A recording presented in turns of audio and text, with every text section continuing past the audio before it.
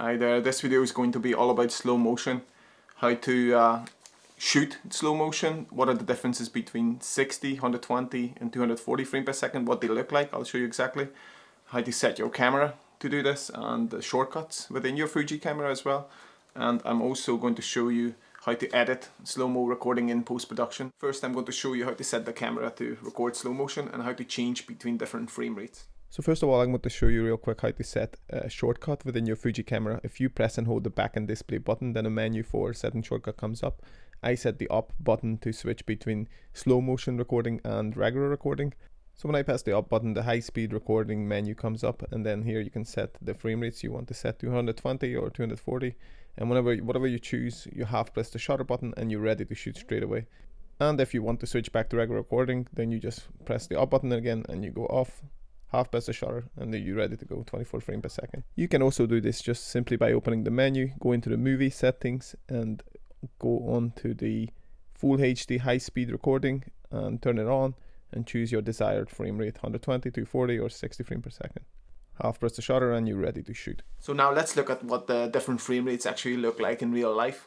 First of all, if you drop a 60 frame per second clip into your 24 frame per second timeline, then it's going to play back normally, as you can see in the video here. But because this clip was recorded in 60 frame per second, you can actually slow it down to the maximum 40% of its original speed, so you get a half decent slow motion effect. And don't forget, while you're recording 60 frames per second, you're actually recording audio as well, and you can slow it down or keep the original. Now we just switched to 120 frames per second. It's a lot slower than 60, as you can see. So by default, if you drop 120 frames per second recording on your timeline, it's going to play back like this. You don't have to slow it down. Now we're going to switch to 240 frames per second, and there are two very important things to mention here. First of all, for the most natural look and motion blur, the shutter speed should always be twice as much as the frame rate. So if you shoot in 240 frames per second, then the shutter should be 480, and then if you're shooting 120 frames per second, then the shutter speed should be 240. And this is very important to know, because if you lower the shutter speed, you get higher amount of motion blur, and if you increase the shutter speed, then you get less motion blur. And the second thing is, the higher the frame rate you shoot, the more light you need. So for perfect exposure, you probably need to increase your ISO.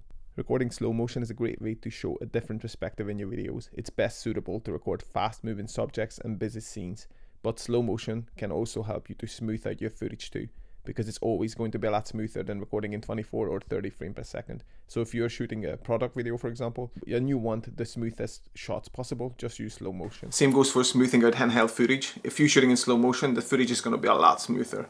Here's the example. Just check this out.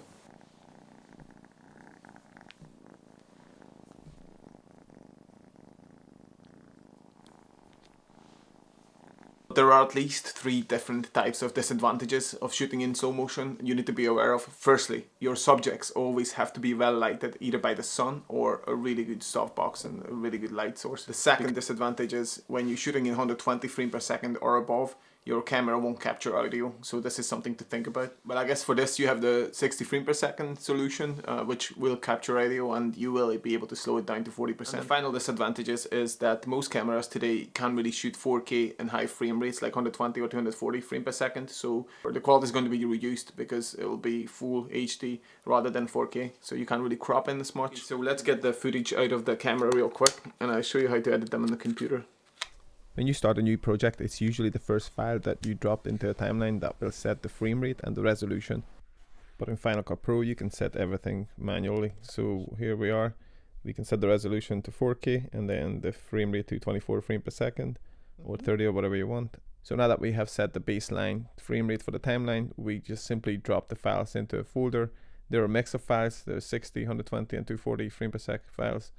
And then you just simply drag them onto your timeline. The 60 will play back normally, like as it was a 24 frame per second recording you with the audio, and the rest of them will play back slowly. So what you want to do here is, if you use a 60 frame per second clip, you can simply just use it as a normal like talking head shots. But if you find something interesting and you want to slow it down, then you can just set its speed to 40% is the slowest you can do, or you can do 50, 60, 70, whatever you like.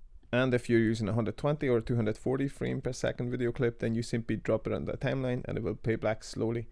But what I like to do here is, if I use a 240 frame per second, like in this case, then I simply speed it up 10 times so you get the original speed like this, and then you can pick and choose which part of the video clip you want to slow down.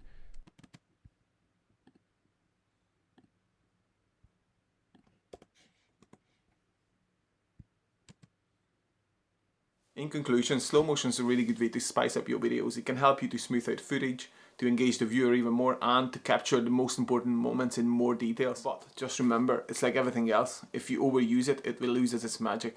Put it this way, if slow motion does not do the story you're trying to tell, then don't use it. No one cares about slow motion just because it looks cool. So only ever use it if it adds to a story and it makes your videos a lot better. Otherwise, don't. By the way guys, if you're a Game of Thrones fan, then consider subscribing, because I'm going to visit the brand new largest Game of Thrones museum that only just opened last week, and I'm going to make an awesome video of it. And of course, if you're into filmmaking tutorials, gear reviews and all that sorts of videos, then also think about subscribing, because I can guarantee you a lot more of those videos going to come. So thank you so much for watching. See you in the next one. Bye.